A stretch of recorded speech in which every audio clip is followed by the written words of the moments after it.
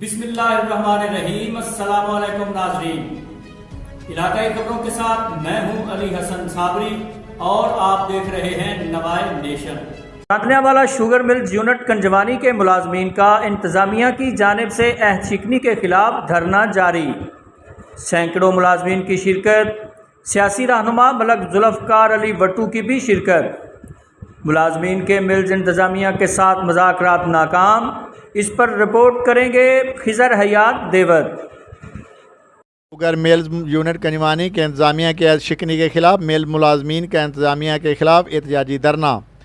एहतजाजी मुजाहिरीन के मुताबिक सेक्रेटरी बार तांदलियावाला से मिल मुलाजमीन के खिलाफ DSP के पास दरख्वास्त दिलवाई गई, जिसमें मौक़िफ़ इख्तियार किया गया कि 5 कास मुलाजमीन ने हमारे मुअज़्ज़ज़ वकील ज़ाहिद बलोच की कार के शीशे तोड़कर उससे नकदी छीनी और ज़ोदोकोब किया। मुतालबात के हक़ में धरना देने वाले मिल्स मुलाजमीन का मिल्स में दाखिला बंद कर दिया गया।